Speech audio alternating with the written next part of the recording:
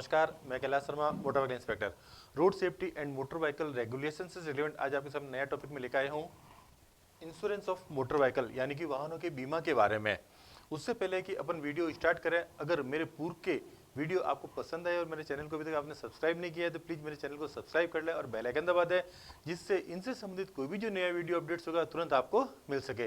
तो अपन स्टार्ट करते हैं insurance of motor vehicles. Motor vehicle act 1988 के अंदर सेक्शन 146 के अंदर सभी वाहनों के लिए necessity of insurance against third party risk यानी कि थर्ड पार्टी इंश्योरेंस आवश्यक कर रखा है सभी वाहनों के लिए सेक्शन 146 के अंदर। अब थर्ड पार्टी क्या होता है रिस्क और कॉम्प्रहेंसिव क्या होता है इंश्योरेंस। वाहनों के इंश्योरेंस मोटे रूप से दो प्रकार के होते हैं। एक पहले थर्ड पार्टी इंश्योरेंस है जिसे third party risk covered insurance भी कहते हैं पूरे फॉर्म में। थर्ड पार्टी केस में जैसे मेरी वाहन है और मेरी गाड़ी है, मेरा गाड़ी का तो मैं हो गया फर्स्ट पार्टी, मैं इंश्योरेंस करूंगा, इंश्योरेंस वाला हो गया, इंश्योरेंस जो है वो हो गया सेकंड पार्टी। और अगर मेरी उस गाड़ी पे किसी तीसरे व्यक्ति को नुकसान होता है और उसका जो सारा क्लेम होता है वह क्लेम इंश्योरेंस कंपनी के द्वारा दिया जाता है, यानी कि थर्ड पार्टी का जो सारा क्लेम है वो इंश्योरेंस कंपनी के द्वारा दिया जाता है। तो इसलिए इसको कहते हैं थर्ड पार्टी इंश्योरेंस। एक होता है कॉम्प्रहेंसिव इंश्योरेंस। कॉम्प्रहेंसिव इंश्योरेंस का मतलब क्या होता है कि जो आपके उसमें थर्ड पार्टी रिस्क तो शामिल होगा, लेकिन साथ के अंदर आपके गाड़ी का कोई भी डैमेज है, चोरी चकारी है, आग लगना है, वो इंश्योरेंस भी उसके अंदर कवर होते हैं।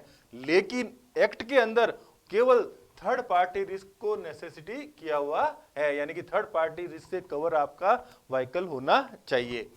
इसके अलावा होता क्या था कि लोग जब नया वाहन खरीदते थे तो वाहन खरीदते समय कंपनी डीलर्स है जो 1 साल का इंश्योरेंस करके दे देते थे, तो बाद में काफी लोग इंश्योरेंस कराते नहीं थे, स्पेशली टू व्हीलर्स के मामले में या प्राइवेट कारों के मामले में, प्राइवेट निजी वाहनों के मामले में। तो इसलिए ऑनरेबल सुप्रीम कोर्ट ने 18 जुलाई 2018 को एक डिसीजन पारित करके सभी टू व्हीलर और जो प्राइवेट कार जीप है इनके लिए इंश्योरेंस कंपल्सरी कर दिया है कि जो कार है वो कार के लिए न्यूनतम 3 वर्ष का गाड़ी बेचते समय डीलर द्वारा ही इंश्योरेंस करके दिया जाएगा। और अगर आपकी मोटरसाइकिल है, टू व्हीलर है, तो टू व्हीलर के खेल में 5 साल का इंश्योरेंस डीलर द्वारा करके ही वाहन को बेचा जाएगा। ये 1 सितंबर 2018 से कंपल्सरी ऑनरेबल सुप्रीम कोर्ट ने डिसीजन पारित करके ऑर्डर्स देके कर दिया है। इसलिए जब आज की तारीख में कोई भी आप कोई चौपहिया वाहन निजी खरीदते हैं तो खरीदते समय हमेशा उसका 1 साल का तो कॉम्प्रहेंसिव इंश्योरेंस और प्लस 2 साल का यानी कि 1+2 ईयर का इंश्योरेंस आपको मिलता है। 1 साल का कॉम्प्रहेंसिव, 2 साल का थर्ड पार्टी रिस्क, है ना। उसके बाद अगर आप 1 साल के बाद थर्ड पार्टी को कॉम्प्रहेंसिव में कन्वर्ट कराना चाहते हो तो उसमें कुछ टॉपअप चार्जेज आपको देने पड़ते हैं इंश्योरेंस कंपनी को, तो वो भी दूसरे साल के लिए भी कॉम्प्रहेंसिव कर दिया जाता है। इसी प्रकार जब आप मोटरसाइकिल खरीदोगे तो उस केस में 1+4 ईयर का आपको इंश्योरेंस मिलता है, यानी कि 1 साल का कॉम्प्रहेंसिव और 4 साल का आपको थर्ड पार्टी रिस्क साथ में मिलता है। अगर आप उसमें भी जैसे कार के अंदर है, अगर आप टॉपअप कराना चाहते हैं यानी कि दूसरे साल को कॉम्प्रहेंसिव में कन्वर्ट करना चाहते हैं तो उसको कॉम्प्रहेंसिव में कन्वर्ट करा सकते हैं। फिर एग्जेम्पशन, किन वाहनों के लिए इंश्योरेंस की आवश्यकता नहीं है, यानी थर्ड पार्टी रिस्क जो मैंने बताई है वो थर्ड पार्टी रिस्क इंश्योरेंस की किन वाहनों के लिए। तो सबसे पहले जो सेंट्रल गवर्नमेंट के व्हीकल है और स्टेट गवर्नमेंट के व्हीकल है, और ये वाहन कोई भी अगर कॉमर्शियल एंटरप्राइज के अंदर कार्य नहीं कर रहे हैं, यानी कि कोई भी कॉमर्शियल एंटिटी उनके द्वारा नहीं हो रहे थे, तो ऐसे वाहनों का थर्ड पार्टी रिस्क से उनको एग्जेम्प्ट रखा गया। इसका कारण यही है कि अगर उस केस के अंदर कोई थर्ड पार्टी क्लेम होता है तो वो क्लेम गवर्नमेंट द्वारा बियर किया जाता है और गवर्नमेंट द्वारा वो क्लेम दिया जाता है। इसके अलावा 3 कंडीशन और दे रखी है। अगर कोई सेंट्रल गवर्नमेंट या स्टेट गवर्नमेंट का व्हीकल है और अगर वो कॉमर्शियल एंटरप्राइज के अंदर यूज हो रहा है, ठीक ना।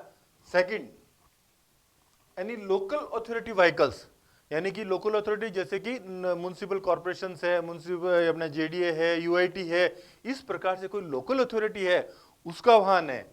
और तीसरा, any state transport undertaking vehicle, यानी कि जो जिससे अपन देसी भाषा में रोडवेज वगैरह कहते हैं, स्टेट ट्रांसपोर्ट अंडरटेकिंग जो पब्लिक सर्विस व्हीकल होते हैं उन केस के अंदर, इन केस के अंदर भी in third party insurance risk में कवर करने में छूट दे रखी है, लेकिन वो छूट किस शर्त पे दे रखी है कि उनके द्वारा एक स्टेब्लिश फंड स्टेब्लिश किया जाएगा, उनके द्वारा एक फंड अलग से उनको प्रोविजंस करके बनाना पड़ेगा, और जिस केस में अगर कोई क्लेम वगैरह होता है, उस क्लेम के केस में उस फंड में से उसको थर्ड पार्टी रिस्क यानी कि जिस जो पीड़ित व्यक्ति है उस पीड़ित व्यक्ति को मुआवजा दिया जाएगा, क्लेम दिया जाएगा।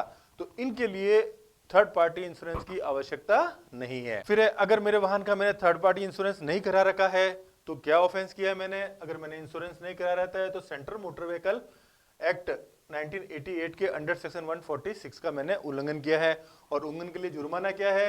अंडर सेक्शन 196 196 के अंदर जुर्माने का प्रावधान किया गया है।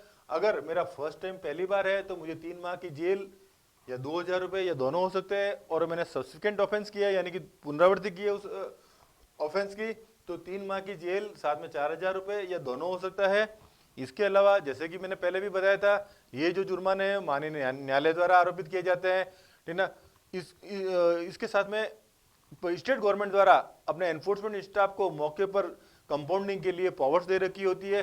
तो इस केस में राजस्थान के अंदर, अपन राजस्थान की बात करते हैं तो 2 व्हीलर के अंदर 1000 रुपए जुर्माना तय कर रखा है, और अदर देन 2 व्हीलर है वो 2000 रुपए जुर्माना तय कर रखा है।